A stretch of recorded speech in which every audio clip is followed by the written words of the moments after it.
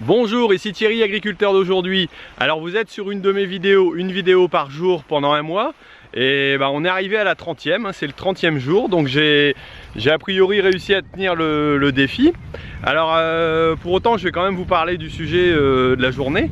Alors il s'agit des expropriations. Alors comme vous l'avez peut-être remarqué, j'habite dans une ville assez urbaine, enfin un village assez urbain comme on veut, et où la pression foncière est assez importante. Alors que ce soit pour la construction de nouvelles industries, alors il paraît important dans le secteur qui est des industries parce qu'on est dans le nord et le taux de chômage est assez élevé.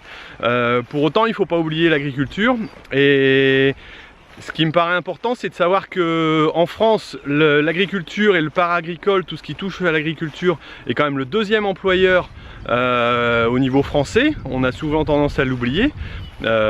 Ici moi dans la région, je sais qu'on est le deuxième employeur aussi après le bâtiment.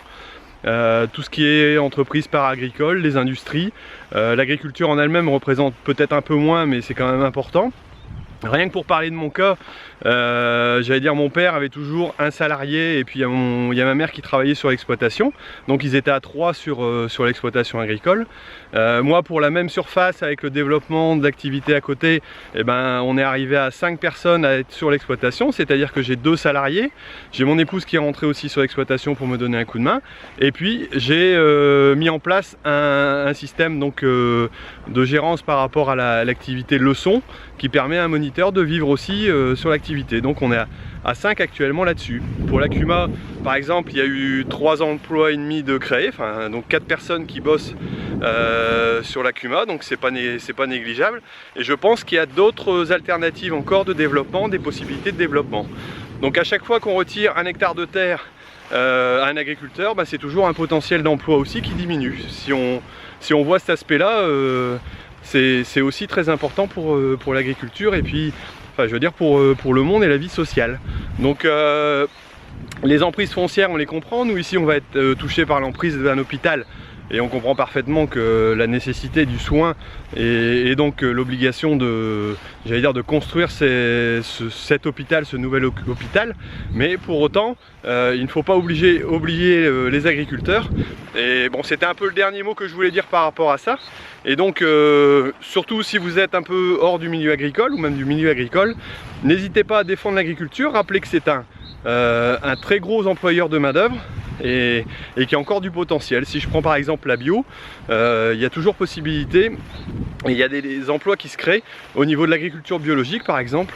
Et si certaines grosses exploitations ont tendance à plutôt perdre de l'emploi, il y en a d'autres qui ont tendance à en créer en diversifiant, en faisant comme moi une activité au niveau du cheval, en faisant de la bio par exemple, ou encore bien d'autres exemples où les besoins en main d'œuvre sont importants.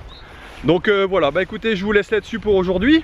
Et puis alors je ne vous dis pas à demain, donc vu que le défi est terminé. Alors j'espère que vous avez apprécié toutes ces vidéos, qu'elles ont été intéressantes pour vous. Je reviendrai vers vous pour d'autres vidéos à la suite. Je pense que je garderai un rythme à peu près d'une vidéo par semaine, ce serait déjà pas mal je pense.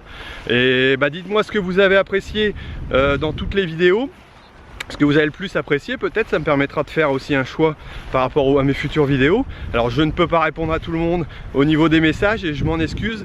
Je vous remercie en tout cas d'avoir été très participatif, de m'avoir mis beaucoup de j'aime. D'ailleurs vous pouvez en rajouter un aujourd'hui si vous avez apprécié ce défi et puis si vous avez trouvé que j'ai réussi. Et n'hésitez pas à partager les vidéos, je vous le rappelle, c'est fait pour ça. N'hésitez pas à aller aussi sur la chaîne, il y en a qui m'ont posé des questions sur certaines vidéos que j'ai déjà faites, donc c'est pas la peine de les refaire, comme la récolte du raisin par exemple. Et donc vous pouvez retrouver tout ça sur la chaîne Agriculteur d'aujourd'hui. Je vais vous mettre le lien ici en dessous, ce sera sympa que vous puissiez aller voir. Donc agriculteurdaujourd'hui.com. Et puis je pense qu'on se reverra aussi parce que les tours de plaine ça vous a plu.